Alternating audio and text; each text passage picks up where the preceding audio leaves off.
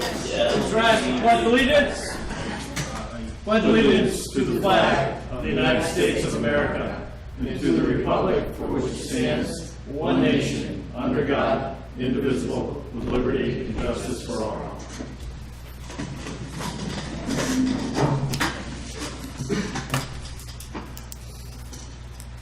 Make a motion, we approve the departmental reports. Second. All in favor? Aye. Making a motion, we approve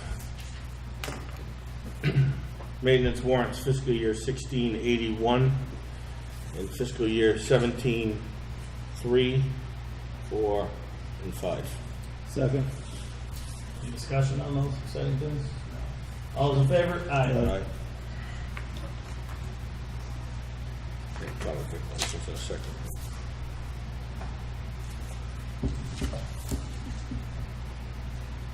Is there any way to find out what those articles are? I mean, you guys are looking and talking and reading, and you're asking if is there anything, but if we don't know what they are, the maintenance article, is there a way for us to find out exactly what articles you guys are talking about and what they're about?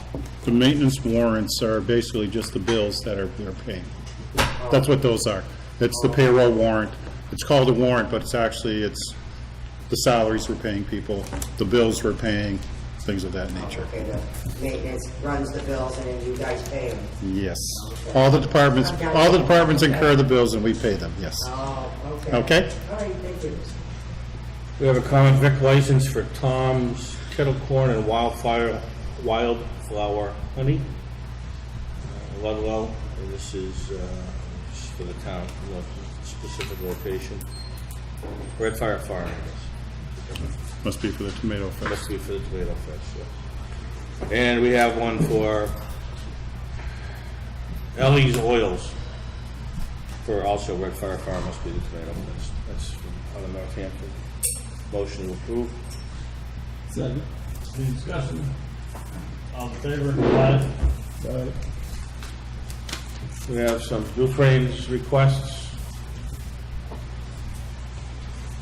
American Installations, Susan Kuchar requesting 70 people, company picnic.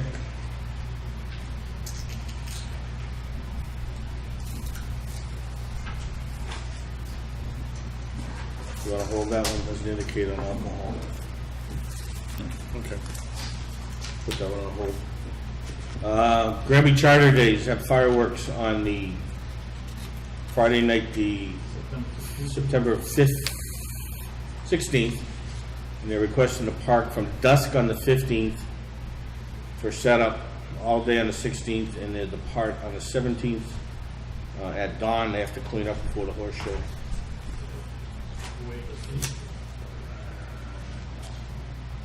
Waive the fee on that. And we have a request for looks like a family picnic, 49 people, family birthday party, no alcohol, 1:30 to 5:30, and that's for small pavilion on the Taylor Street side. Make a motion to approve. Second. Any discussion? All in favor? Aye.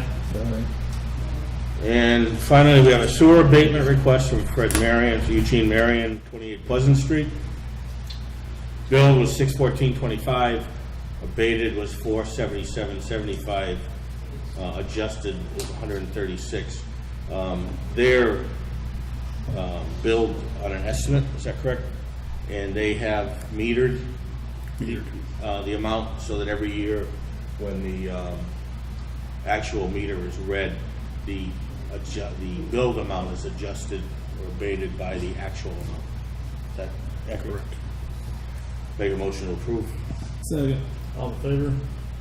Aye.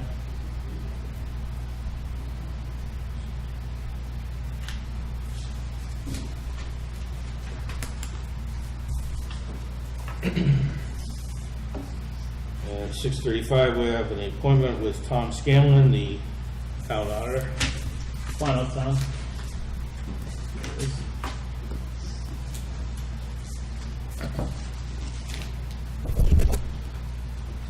So it was an appointment, like a doctor's appointment. Yeah. Enough that distraction. We didn't make you wait though. No, you didn't. And there's no poll hearings this time. Thank So everybody God. knows, we have a yearly audit, in town.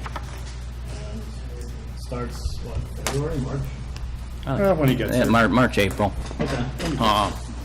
We are in the final stages of it. We haven't issued a formal report yet on the financials. There was just one area I want to get the town on the same page on. So I'm going to pass out. It's the deficit accounts that you were penalized for. I just kind of want to go over them with you. I don't know if I have enough for the whole audience to go over, but does anyone want a copy?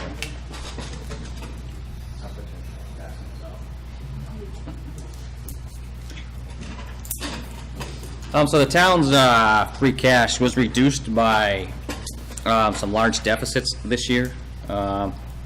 Has been in the past, in 2013 and 14 that we've talked about. That's the E&D, or free cash, has got reduced by deficit accounts. It's just a penalty. It's a way of DORs keeping track on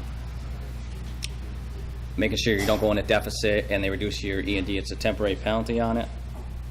This year, there was two main deficits the town was penalized for. I mean, that's that first column on the general ledger.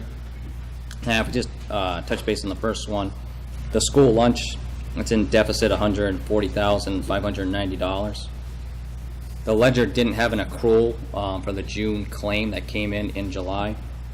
So the true deficit at June 30th, 15 is $129,593. It's been in deficit in prior years.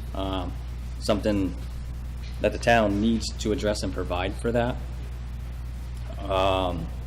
I know in fiscal years 11 and 12, there are some journal entries that were not made to the GL side. That was reclassing of expenses.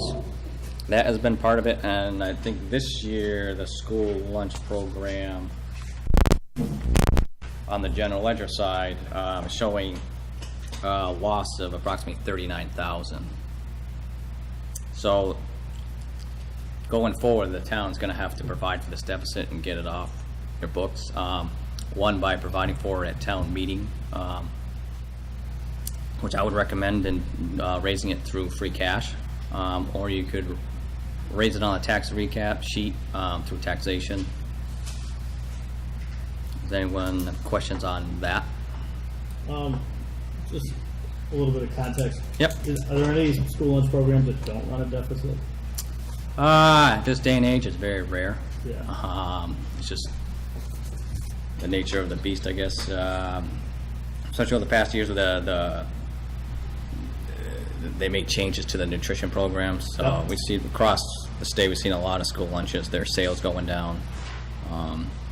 So out of approximately about 70 audits we do, there's probably 10 to 20 that actually generate a profit. There's usually a school side subsidy to it. So, but again, going forward, I mean, this has been 3 years in a row. I know DOR is looking at it. So I would say this fall, coming for this June free cash, they're going to be asking provide for it. Is any questions on that? Nope. The circuit breaker, you can see it had a positive balance on the GL side of $10,566. And if we skip down to the sped allocation, you go the $333,000. That's kind of the one that started it all during this year's audit. Was how do you incur a deficit of $333,000 to the sped grants? Well, when looking into it, there was a journal entry posted incorrectly on the GL side. So that's the second column there. Proposed adjustment is charging it to the circuit breaker and moving it down to sped allocation. And if we're staying with sped allocation and go across, the grant was approximately short $58,922. And it was the grant funds weren't drawn down from the 2015 grant, but the school side has made an amendment with DESE, and it's going to use 17 grant allocation funds. So that deficit has been provided for. So we don't have to worry about that one. Now, Tom, will that deficit have to be made up at some point, or we're just, what happens with the money? It's going to be reallocated through the 17 grant program, and then I believe there's a revolving fund that the difference is gonna be charged to. There's a surplus on there. The state revolving fund or schools? School revolving fund. That's correct, right? So that deficit will be provided for. So now we're down to the circuit breaker, and now we're gonna reallocate that 279,000 adjustment. Accrued revenue that came in July, that wasn't posted to the GL. In other years, there have been grant surpluses, that we suggest is reallocating those grants to them, and it's the era stabilization and the Title I, that's the 87,000. To cover a piece of that deficit, which I believe the adjustment has been made, Chris, no, has not You been made told me yet. not to make it. Okay, so we're gonna make that in 16. You said you want to do it in 16, not 15. And then there's a variance between the school department's records and the town's records, which has been there for a number of years. They go, well, fiscal years 11 and 12. Again, they were journal entries that were not made to the GL side. But we still have to get them back in order. If the school department's gonna utilize their balances as the amount of money they're gonna use to like fund future budgets, they're gonna use it, it's gonna be constantly in a deficit. So that brings that sped circuit breaker in the deficit 118,000. Majority of that is in the year when the circuit breaker was in excess of the balance and DOR closed it out, and the school department still had it on their records, and I think we reversed that entry the following year. We never did. So that's the bulk of that 118, but regardless, at the end of the day, your general ledger balance is in deficit 118,000, and that must be provided for. And that brings us down to school choice. The school choice on the GL side is in deficit 14,254. There has been a variance with the school choice records on the school department's end and the GL. That variance is approximately 98,000. I'd put that in there because that's going to be a potential deficit at 98, so that brings that potential deficit up to 112. That on your books you will show a deficit of 14,254, but if the school department's going to continue to use their records, which I would say they're probably at this point they're probably the most accurate on the school departments compared to the GL, because these adjustments that weren't made in fiscal years 11 and 12, Okay. and they kind of got all rolled forward. So at the end of the day, between the school lunch, circuit breaker, and school choice, you have deficits of 360,000 you must provide for. We see your E&D was reduced approximately about 480, so you do have it in the E&D. What's the E&D? Free cash. Yeah. For school districts, it's E&D, All right. where I just came from, so I got E&D on my mind. So, I mean, and it's gonna be all about timing also. You're gonna have some budget effects of that. So this June 30, 2016, obviously you have to go to town meeting to vote this. That'll be my recommendation. And use the funding source be free cash. Is when you get certified, this is gonna be in deficit, and they're gonna penalize you again, so you're not gonna get access to that free cash until next year. So it is gonna have a budget impact on you. We can't take a vote from June of 16 because we're past June of 16. Correct, so this fall, you're gonna take a vote from free cash to fund We these. have no free cash. Well, we'll see what, hopefully, We have no free cash. we'll see. It all depends on you having free cash being certified for this June 30th. Would these count as prior years expenditures? It's a good question, whether you need 9/10 or not. 9/10. I would probably say that would need 9/10, yes. That would be, that's a question I would probably get squared away with your town council before you go. But these are deficits from prior year. And a lot of them have to do with journal entries not being made to the GL. The problem is your GL, that's the town's permanent financial record, so you have to go by that. And I just want to get everything all squared away car up to date and start from scratch. That's why I think we're planning on coming in here sometime in August to get these deficits, bring them up through June 30th, 16, to make sure they didn't change. If they did change, dive into why, because they shouldn't have changed. They shouldn't have changed at all from that variance. So, I mean, that's kind of the goal. Before we issue our audit report, we just kind of want to know the town's plan in identifying these are significant deficits on your books. Now, we had talked about, back in April or May, whenever you came last Yeah. time, that,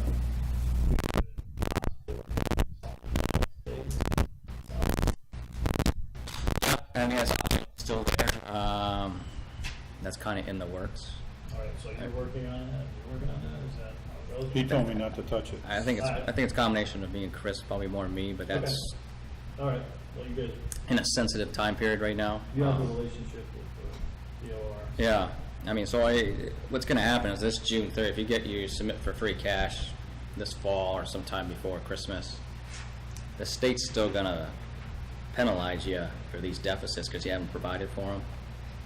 So if, say, you do use free cash to fund these deficits, you're going to be that much lower going into your 18 budget process. You know, maybe it's something, yeah, if we can raise it over a 3-year period, or possibility, never really been done before, is getting free cash recertified based on these because we voted for them. I mean, there is that possibility out there. I don't know if you have any specific questions on any there, or anybody does. I don't know. School department, You want there or just want to ask questions? he's asking if anybody has any questions. Well, in case there are more questions, I'll just call our meeting to order first, and I'll ask a couple of questions. The first one is the lines related to school lunch, Yep. special ed, circuit breaker, and school choice. Yep. Are those? What is the time frame on What do you mean? those? Which fiscal years do they pertain to? Fiscal year 15. You mean the actual deficit resulting Yeah. of it? Their accumulation coming from fiscal years 11 and 12, rolling forward from entries not made to the GL. It's cumulative from 11. All three of those lines. School lunch has been longer than that. Yeah, school School lunch has been running that, like, been accumulating for the last 6-7 years, I would say, maybe. Yeah. Slowly working its way upwards. Yeah, I know my analysis goes back to 12. In 12, it was in deficit 49. And then 2014, we transferred in 66,000 to fund a piece of that deficit. The last fiscal year 13, it lost approximately 71,000, and then fiscal year 15, 39,000. So it's been kind of a running from at least fiscal year 11 on the schooling side. The $333,000 STED allocation, Yep. 11 to 15. You said that was related to grants. Yep, that's a grant. Yeah. So just help me at least understand. How do we? That's the gap on the general ledger side, or That's the general ledger balance, and it's deficit 333. is that because of your classification you said, or Correct. Yeah. Of that 333, 279 got misposted. So the 333 got reduced by 279. That's also that 4,000. That's also a misposting of revenue, leaving a deficit of approximately 58,000 on that grant, which was paid to the grant funds weren't drawn down in time. But the school department contacted DESI and got a reallocation of 17. And in short, they're going to use the excess on the revolving funds to fund that deficit. That's this reallocation column. Okay. So I see the $279,000 adjustment Yep. going to the circuit breaker fund. Yes. So it means it did not really disappear. The revolving fund that we're talking about, which revolving fund is that? I think it's preschool revolving. Is that?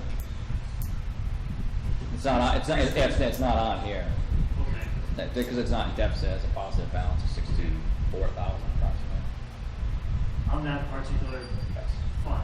but doesn't mean that it's gonna actually be meaningful in terms of being able to pay a part of this. Is that fair to say?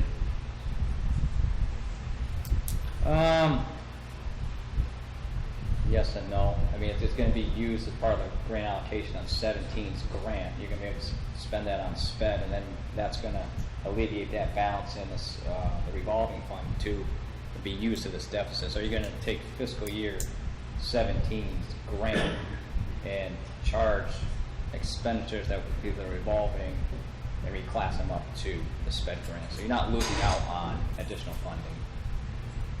But does it also mean that we will be using the funds meant for this coming fiscal year to pay down this deficit? Is that how it goes? In other words, what's the impact on our current? The easiest way to describe, to put it in layman's terms, is you're using the fund balance and the revolving to fund that deficit. But because I probably need whatever is in the revolving fund, then I create a new deficit on the other side. Is that? You're getting it reallocated in the 17 grant. So we're basically taking from here and there with the hope and expectation that I'm going to be able to do something with the FY17. Yes. funds. Okay. Are these deficits found after annual audits every year? The last 2 fiscal years, they've been deficits because they've been penalized in free cash out, so we go looking for them. The way these got accumulated is this 333, this journal entry, the 279 that was posted incorrectly on the GL, so I'm going to look for it. We posted it back to sped circuit breaker, and what that did is exposed the 2 years ago journal entries not on the ledger, because the school department used the full amount what they thought was available, but the GL didn't have it because these journal entries weren't posted. So fiscal year 15, this 279 really exposed the variance between the two records. And those funds were not available, basically. Is that what we're saying? Unavailable on the GL side, available on the school department side. Which, in essence, the GL is what you should be going by. But Tom, Yeah. you're saying it was posted on the GL side, but the GL side was posted based upon emails received from the business manager. Yeah, I mean, that I provided to you. yeah, I mean, that at the end of the day, it was But there was, it's not the town misposted it. They posted based upon what they received from the school, or emails. yeah, I mean, I'm just saying that, because I'm not gonna get thrown under the bus on this one. I'm telling you that much right now. Because I did because I verified with the business manager that those were the adjustments that he wanted, and he verified Yeah, that I they mean, were, and- so I posted according to what yeah, I was mean, said. they were posted from the email, and going through the audit and auditing, looking at, going through more, reviewing more, we proposed this adjustment to go to circuit break, because that's the detail of the expenses they got. And that's what exposed the 118. So the 118s are carried forward. I mean, at the end of the day, you have to provide for these deficits. And it's the GL. The GL is what you got to be going by. So when you're making decisions going forward, it should be based on the GL. And monthly reports are given to the school so that they can make sure that the GL agrees to what they're showing in their records. Correct? That's the reason why we give monthly statements to all departments. That's correct. And if they fail to reconcile to what I'm showing versus what their records are showing, then it falls on them, not on the town. Yeah, I mean, it falls on any department. That's why I want to get you up through June 30th, 16. Are you going to be presenting audit adjustments to be made before June 30th of 16? If everything goes as planned, yes. Like for Okay. these grant surpluses, I want to make sure they still exist at June 30th, 16, and June 30th, 15 they exist. I just want to make sure they still exist on June 30th, 16. I have a couple of questions. So what I'm trying to understand is this, Tom.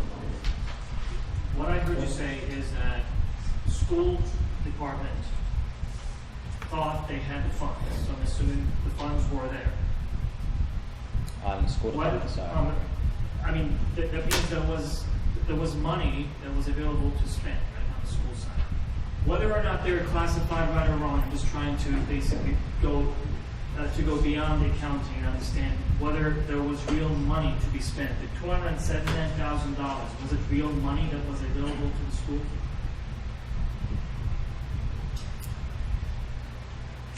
At some point, yes.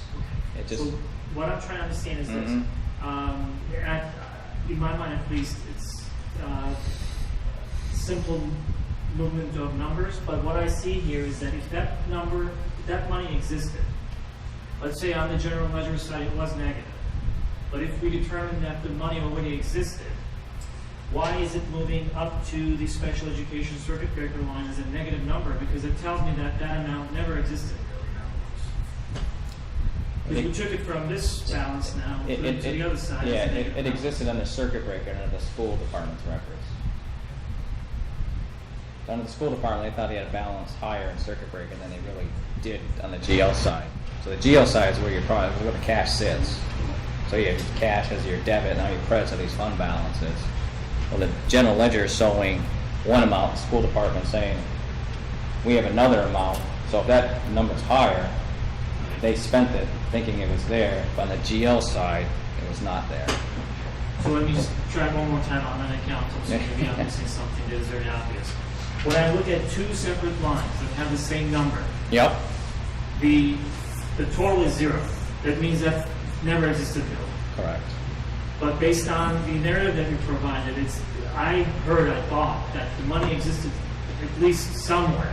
The $279,000 was there for the schools to use. So now, if that is the case, and it may not be the case, then you can just stop me Yep. at any moment. If that is the case, when we move the $279,000 as a negative line now to another line, that basically creates a situation where there is no money. Because if the $279,000, Yeah. it was spent. Classified, misclassified, that becomes moot. That money existed somewhere. Why is it now taken out of here and added as a negative balance Yeah. to the circuit breaker? That's where I'm losing. Because if I have two numbers Yep.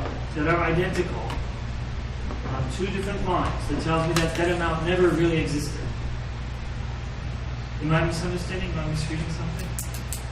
I'm not just sure I said it never really existed.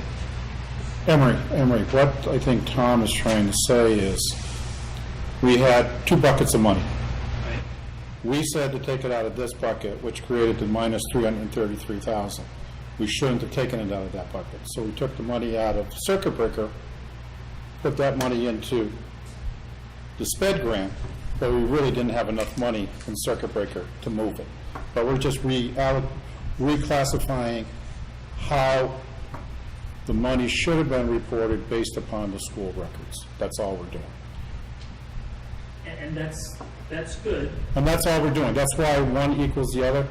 We shouldn't have put it into sped grant. It should have been put into circuit breaker. So all we're doing is just reversing out on the town books to reflect the way the school said it should have been spent. That's all we're saying. So again, the simple mind looks at it and says, well, somewhere between these two lines, we had $280,000. But when I look at it here, it makes it look like $280,000 positive here, $200,000, $80,000 negative here. We just moved money that didn't exist really from one bucket to the other. The money that wasn't available to us. That's In essence, you're right. In essence, you're right. All we're doing in this entry is saying, instead of taking it out of here, we should have taken, instead of taking it out of the right pocket, we should have taken it out of the left pocket, even though neither one had enough money. But the state requires that you take money for certain expenditures out of certain accounts. Yes. So you So, could. so in other words, we were in the hole the whole time, and now you're just making sure that you're demonstrating that the money, Where the true deficit where is. the true deficit is. Yes, But that's- all along, we were in the hole. Correct. Yes. Okay. Coming from fiscal years 11 and 12. So we use the money that didn't exist, basically. I mean, there has to be one way to get in that hole. Yeah, basically, Use the yeah. money that didn't make sense. Yeah. Okay. So, Thinking that it was there. So somewhere along the line, the numbers were incorrect. We thought that there was money in the fund. There wasn't money in the fund. Correct. Correct. so we had let's look at the school lunch line, for instance. We had a couple of conversations around that already. I think we have a better understanding, even though not a good solution to it, we have a better understanding as to how this thing came about, especially since 2008 or so. It's been accumulating. At least the way we look at our own budget, we really did not have a clear idea as to whether or not there was a deficit, and our understanding was that there was no deficit in our school lunch program. Now we're here. That's fine. It's not a good thing, but at least we are at the point where we have a better understanding. Our challenge is this. We really, it might exist, like Chris said, we really don't have exposure to these deficits as they happen. So right now we're sitting here, I think everybody other than me, only because I was invited to that meeting, and I think it was the first time the schools were invited to that meeting. Everybody but me, they are seeing these numbers for the first time, that we had such deficit. How? And there was some indication that we would start looking into the future and start finding ways to solve this problem. How can we make sure that the school department has visibility into these deficits, or the school committee at least, as we own the budget at the end of the day? How can we get to the point where we can say, you know what, okay, there's a deficit and we have to deal with it now before it becomes $300-something thousand deficit that will impact everyone's budget, basically, not just the school budget, but everyone. Part of it would be to look at the monthly reports that are given to the school department from the town accountant. Yeah, you really want to have your school department balancing with the GO. I mean, that's the control that's taking place. And then their numbers equal the GO, and then you should be getting, a school committee getting quarterly, monthly reports. I mean, in my world, it should be monthly, but I understand reality. But you should be doing at the end of the year, your June 30th numbers. Your next school committee should be getting numbers to see where all the funds are, specifically school lunch, school choice, and circuit breaker. So ensuring the controls there, that the school department's balancing with the GL, then you can rely upon what's being passed out from your school department finance team. And did you say that you're providing those numbers on a monthly basis? Or? Accountant does, Okay. We generate monthly reports for every department. So the school department, they'll get what's your general fund, your local appropriation is, how much you've got available. Then it'll break out for school lunch. Then it'll break out for all your special revenue accounts, your revolving funds. Then it'll break it out for your grants. And it gives a balance in each one of those on a monthly basis. That the school should be saying, yeah, we agree, or no, we disagree, and then we go back and find out where the difference And is. how do you provide that information? Is it on It's a monthly report that's scanned and sent to the business office and the superintendent, I believe. Okay. I believe. Just, again, hopefully we're not really dragging this too long, but if that's the case, stop, because we're going to continue this conversation hopefully. But what I'm trying to say also is this. As you provide those actuals, how often do they change? In other words, when we get to the 12th month of the fiscal year, and at the end of that month you provide your last actual report, does the total change, does the total for the fiscal year deviate from what the cumulative or the cumulative number would be for those 12 months? No. Okay. So is it fair to say then? What you get is you'll get a report for July. July will show what you spent in July, what the carry forward balance is, what you have available, what you spent in July, and what you spent year to date, leaving an amount left to spend or overspend. You get one for July. Then you get one for August. It shows what you spent in August, but then you have spent year to date, which is July and August together, against what you have available. And that's the way it works forward. Okay, so at the end of 12 months, you have a 12-month total spent to date. Yes. Thank you. John, you got anything? Question? John? No. I just want to clarify another point on school lunch, for example, is that school lunch cash is reconciled monthly between myself and the school lunch department. So cash is reconciled, it's always, you can see the increasing deficit month to month. Okay. All right. Thank you, and I guess we'll probably see you in August. Is that Yeah, I mean, that's So, a, just to clarify, moving forward, how can we stop this from reoccurring? well, I think we can get all the records right up through June 30th, 16, sometime towards late August, call it Labor Day, making sure they're still the same variances, and then move forward, and everything will be into balance. We'll propose adjustments, like this 87,000. We'll get everything into balance, and then going into this fall, town's gonna have to make a decision of how to provide for it to them. Yeah, but that will take care of this, but I'm talking about moving forward to keep this from reoccurring. On a monthly basis, I would have the two departments sign, being the town accountant and the school finance team, just a simple reconciliation sheet, the school budget and the balance, and at the bottom of the page, both members sign off on it. And then, as school committee and the board of selectmen ask for it on a semi-annual basis. I mean, I'm not too sure you want to get down to the, Is that, Emily, does that sound reasonable to Julie? 99 euros. you want to listen to me? No, I'm sorry. I like my wife. I asked going forward how we could make sure that this doesn't reoccur. And that, And it said that it suggested maybe getting a sign-off sheet by both the school finance and the town accountant side.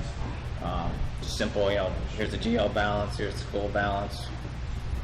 Variance should be 0, and then the school committee board asks for it on a semi-annual basis of December and June. Okay, that would be good. Just to clarify, the end of month actuals, they get delivered to both the business office and the superintendent? I believe Kathy scans them and sends them by email. Okay. And then we have, That's the and then we case. have, One way for us. Superintendent say no. Yeah. All right, so then what we do is we have Rose, who comes in with the school lunch deposit, signs for it, and brings the actual physical copy back. I don't know what happens to it after that. That gets delivered to the business office, okay. so we get the incomes. But what you're saying, Tom, is that we're gonna have an acknowledgement that everyone who should Yeah, you gotta receive sign up, it yeah. have received it, so. And that, I'm not gonna that do way it you're not tonight. doing one of these things, But the only thing I will say about the variance is that, the school department or the board is, we're adjusting, we're making the variance higher by 98,000 to balance to the school choice balance at the school department. If you want to reduce your balance by 98,000 and start from 0 to get the town back in the balance, that could reduce the deficit by 98 grand, going forward. That, some thought should be put into that. But, that'd be a school, So this is 98,000 out of the school budget? well, right now, your balance between the school choice funds, in deficit 14, where we're saying, okay, to get balanced with the school department's records, Yeah. they're 98,000 higher. Yeah? So if the school department wants to make a vote saying, okay, we're gonna eliminate that 98,000 and reduce your balance by 98 to get you back in with the school, that would reduce the 98,000 you have to provide for. Right, so that, but that also means that we're basically, again, taking from fiscal 17 to close this gap, and it's gonna show up in fiscal 17. Yeah, the equivalent of what I'm trying to say is, my wife tells me we have 100,000 in the bank account, and I know we have 0. And I tell her, well, just your rooks down to 0, and she does, and now it says, okay, we have 0. That's all I'm saying, is you're showing a $100,000 balance you're available to spend. So if you spend that 100,000, you'll put the GL into deficit. Yeah, I think that's a conversation that. Oh, yeah, no, yeah. But I think that's part of the decision, when I'm saying 360, I'm gonna round to make my little brain. So 360, so it'd be 260 you'd have to provide for it. Is our work at coming to the town accounting system going to also include this general ledger question that we have where we're not? There'll be one database, not two. Yeah, well, it should, because when we have one database, so we'll get the software. And did I hear that we're talking about meeting monthly to have a joint signature? No. No, I'm saying a quarterly. I mean, Quarterly? in my world, it obviously seems to be monthly, but then reality takes over and, you know, get busy. I mean, quarterly is more realistic, and then requesting from both boards a semi-annual, like a December and a June. Thank you. And then we'll be issuing the reports probably sometime, a couple of weeks. We get a hard, bound copy. If anyone has any questions anytime, don't hesitate to call me. You don't answer your phone. Well, that's why I said to call me. We'll be in touch. Some things up. Hey, enjoy the night. See ya. Thanks again. All right, next on the agenda, we have a Class 1 license request, and we have our town council here today. Kind of work out the bugs. Attorney Ed Ryan will come on up.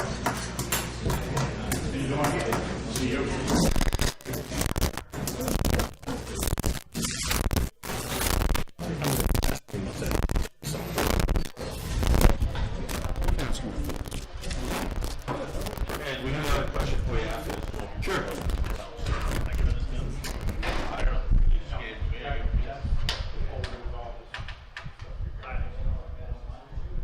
Alright, so last time we had a meeting, we had Warren and Darcy here. Like to be selling cars on his portion of the property across the street. It's trailing. So, and we're going to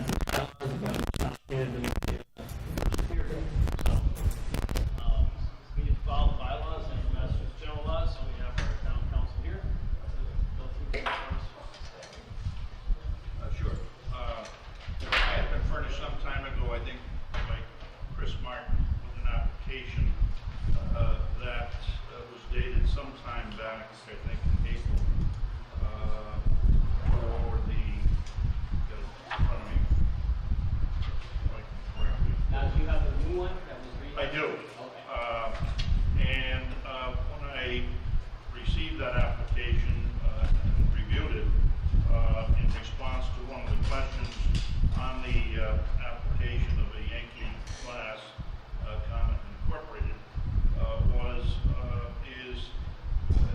is this going to be your principal business, the sale of motor vehicles? And it indicated no. And so I responded at that time that my understanding and my review of the law is that the applicant for a Class 1 or 2 license, one being the sale of new motor vehicles and 2 being the sale of used motor vehicles, that the applicant, it had to be the applicant's principal business, and I responded in that manner. I subsequently received a second application in the name, I believe, of Yankee Glass LLC, and again, this seeks a Class 1 license, and in response to that same question, number 6 on the application, are you engaged principally in the business of buying or selling and exchanging motor vehicles? The response is yes, and if so, is your principal business the sale of new motor vehicles? And the response is yes. On its face, then that issue that previously was troublesome to me and I deemed to be in violation of the Massachusetts general laws is satisfied. Your bylaws, in addition, indicate that, and I'm going to assume for a moment that the address here, which is 39 West State Street, is in the general business district. Is that correct? Yes. And as such, under your bylaws, and under the, quite frankly, bylaws of most communities with which I'm familiar, it indicates that the issuance of this type of license is essentially a two-step process. And for a Class 1 sale of new motor vehicles, the applicant must first get site plan approval from the appropriate agency, and I think that's probably I'm not sure if it's the planning board or the zoning board of appeals, but whichever that is, preliminary to your board setting up a hearing for the issuance of the license that's applied for here today. I might also just add, I looked up in the Secretary of State's records as of shortly after 5 o'clock this evening, and the applicant entity, Yankee Glass LLC, there is no record of that being in existence as of shortly after 5 o'clock today. So I don't know what the status of that is, but that's another thing that you would ultimately have to assure yourself of, that it is in fact a legal entity if you're going to issue a license to an entity or an applicant. So I don't know if that answers or responds to your questions, but I'll be happy to try to respond to any further questions you may have. Do you have any questions? Paying taxes in LLC, so that's interesting to see what the state. So you're registered somewhere as LLC. You should have a Yeah, I some- have an active EIN that I've had for years. some sort of receipt Yeah. for it. I mean, I have bank accounts and everything, as an LLC. And I'm not saying, Mr. Warren, that it doesn't exist, but there's a place online that anyone can go to that indicates what corporate entities, LLCs, Incs, limited partnerships are registered with the state, and there's no record of this one. There is indeed a record of Yankee Glass Inc., okay, that corporation, that was formed and filed with the state, I believe, back in February of this year. And as far as I can see, based upon the review of both the applications, the Yankee Glass Inc. Is not the same entity as Yankee Glass LLC. Those are two different types, I'm sure you know. You probably had the assistance of some lawyer who assisted you in the information. So he or she, Mr. Zaborn, should have a copy of the document date stamped with Yeah. the Secretary of State. Yeah. All right. So just kind of like, we can't really issue a permit until they have a we can't issue a license until they have a site permit. Site plan approval. Site plan approval, which should be by the planning board.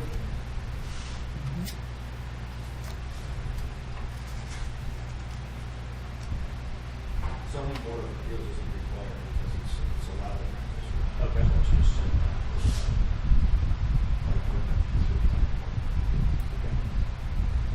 Site plan approval for class 1 or class 2? Site plan approval for class 1, special permit for class 2. And as a class 1 permittee or licensee, you are permitted under the law to take in trade and also sell second-hand motor vehicles, which would be, and you indicated trailers, I think, and I saw that there was an accompanying letter from a distributor that you have an arrangement with.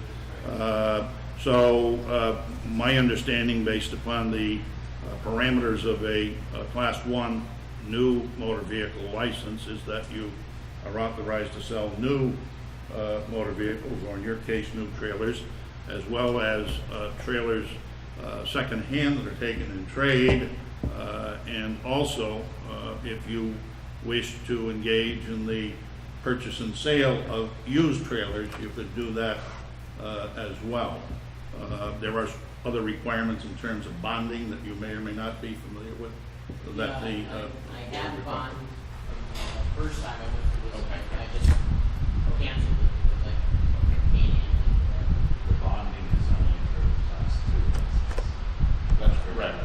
That's correct. But if you are a new if you have a Class 1 license and you're going to be selling new motor vehicles, as well as motor vehicles taken in trade for new motor vehicles, you don't need it. If you're going to be buying and selling as part of your Class 1 license, used motor vehicles, then you need the bond.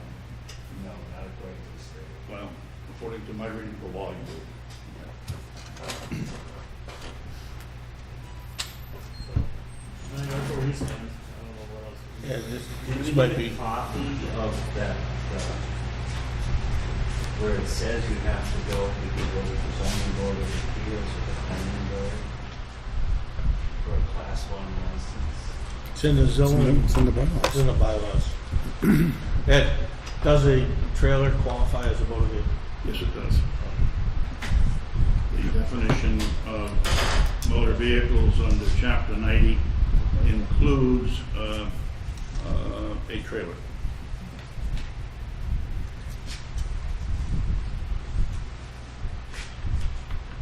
So his next step, the 2 steps he would need to go through are to get verification of an LLC Yep, and have a site plan approval by Yep. the planning board.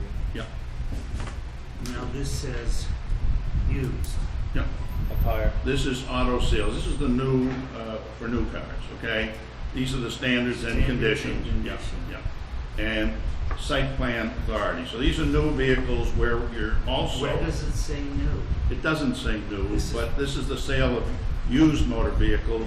This is the sale of motor vehicles and other sales. So my interpretation is this is a Class 1 new car license. Somebody else would have a different interpretation on that. Well, you might, but that's my interpretation. Won't be ours. We're gonna do whatever it says. Well, it's just written in here by hand as new.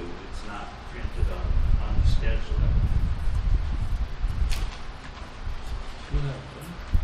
Wow. The chart that you just showed me, Page 15. page 15. Do we have this? You bet, sure.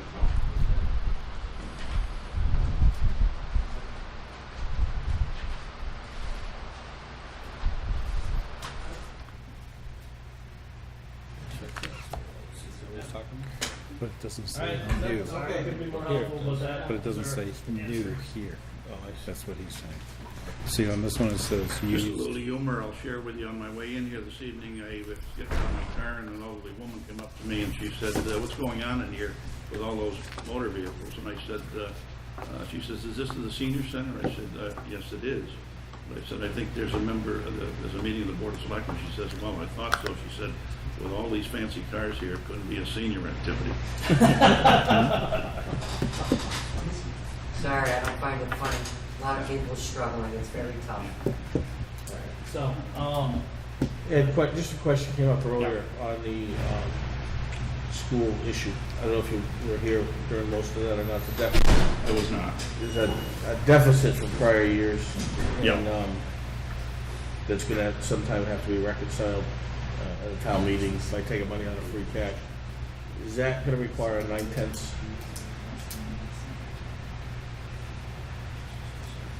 I don't think so. The 9/10 is, as I recall, and I want to check it again, but was a quantum of the vote that you needed to pay a prior year's bill. I'm not sure what you're describing to me is paying a prior year's bill. The issue is by paying bills in the proper fiscal year that they were incurred, created a deficit situation in the fund balance. So the question is we really shouldn't have paid those bills in that fiscal year, but have come to the town to receive permission to pay that bill by giving it another funding source, free cash, stabilization, whatever, transfer from another budget to be able to cover that expense. That That would probably give rise, Chris, to certainly a legitimate question in that area. And my sense is that I'd probably want to check with the DOR. Okay. But that's the essence of it, is that we paid these bills, went into a deficit situation. Yeah. From, say, fiscal year 15. We're now in fiscal year 17. Is that considered a prior year deficit that we now have to raise through a 9/10 vote versus a I hear you. simple majority? So, okay?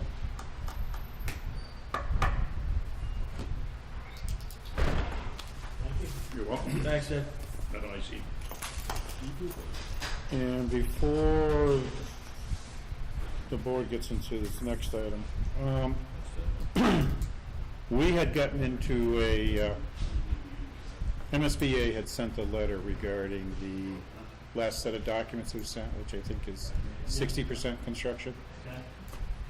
The school building committee had voted on proprietary items to be included.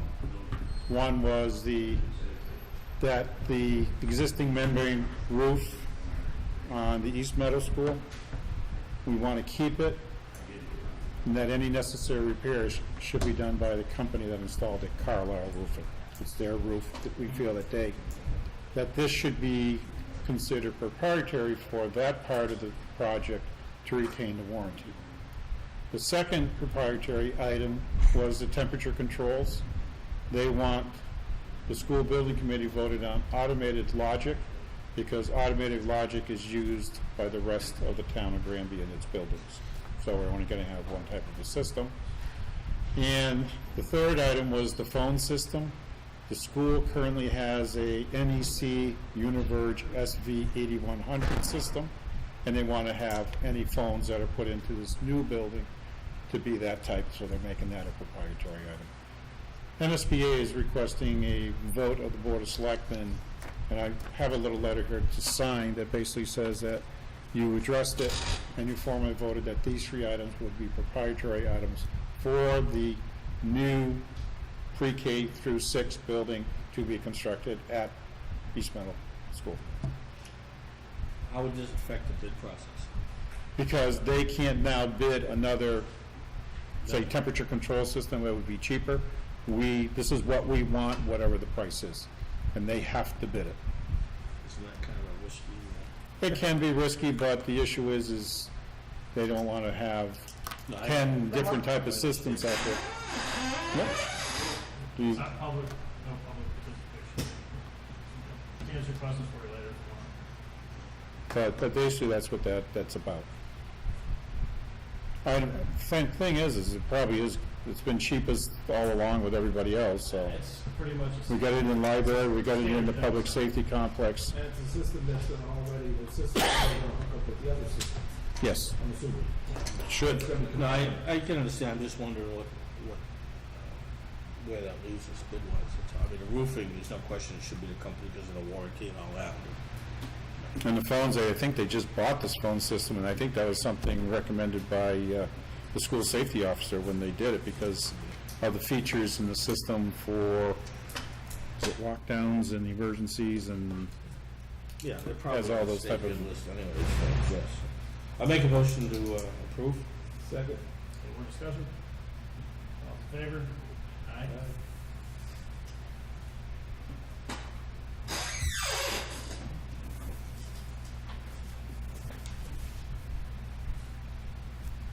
and the next item is, even though it's not on the agenda, is we still haven't addressed the appointment of the Finance Committee effective July 1, nor the Energy Committee effective July 1.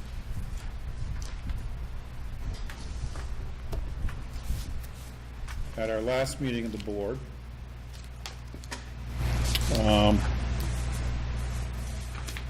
Miss Mercier attended, and basically, I think she was stating that, based upon the town bylaws, that Mr. Rokowski could not be considered as a candidate for appointment because he currently is a member of the school building committee. When she spoke with Mr. Rokowski regarding that, I believe he said that he would get off the school building committee so he could serve on the finance committee. We haven't seen any resignation. I don't know if he's been sworn in. Didn't have a chance to call the town clerk to find out if he got sworn in, effective the July 1 appointment. So the board can go forward and appoint Mr. Cannon and Mr. Wilson, if the so desires, or you can appoint one and not appoint the other, and remand it back to the moderator to bring in additional names. I did talk to her today regarding, she did mention the potential of another name, however, that person declined to be nominated for the committee. So, I don't know what the board wants to do.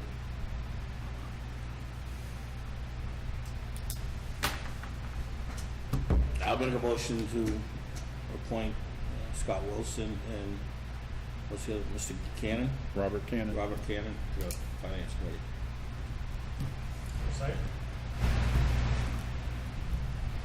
Sure, no.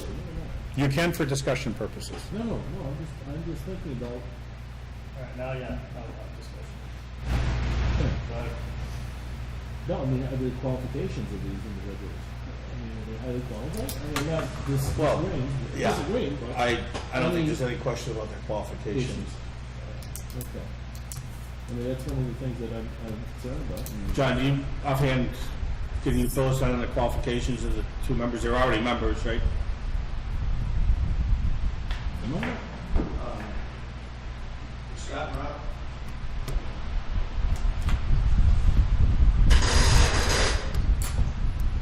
Scott is an accountant, works for a firm in Springfield.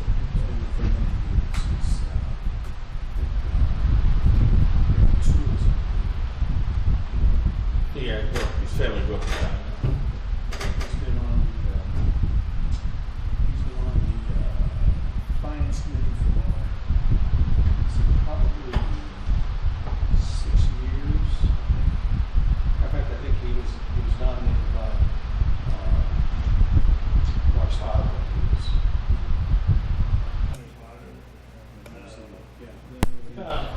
so it's very long. Rob Cannon is the newest member. Rob has an MBA. He has a law degree. He currently teaches law at the Massachusetts system. Eisenberg.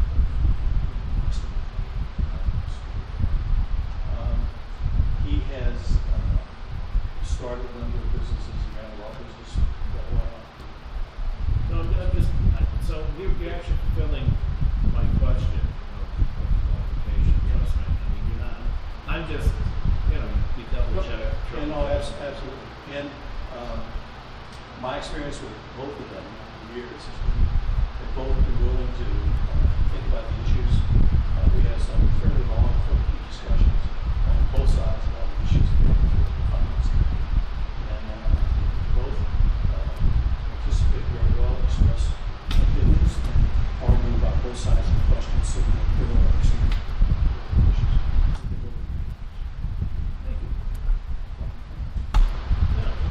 Any more discussion? No. Okay, call for vote. Aye. Good, all right. Okay. Okay. And the other one was the Energy Committee that we postponed. I'm recommending Bill Shaheen, Jay Joyce, Vince Solette, I forget what his first name is. Mark Vince Solette. And then there was a new person who went to the meeting and seemed to be interested, Leduc, or Lashway was his name. David will do. Ledoux. I recommend him because he went to the last meeting and he seemed to be willing to be on it. And then Marie McCourt.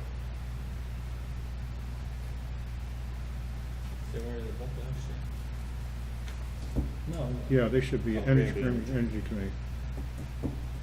So Matt's off. Yes, and the reason I'm doing that is when I talked with various members of the committee, he doesn't show up to very many meetings. And if we want a energy committee to be active for the town, they really should be attending the meetings, to be honest with you. So that's my recommendation, and it's up to the board to either affirm or not affirm my recommendation. Make a motion to affirm the recommendation. Second. All right, any more discussion? All in favor? All opposed? I abstain. And that's it. Okay. Anything else? On the agenda? Oh my God, I was like expecting 8:30, it's only 7:30. Ice cream opportunities. All right, motion to adjourn. Second? All right, all those in favor? Aye.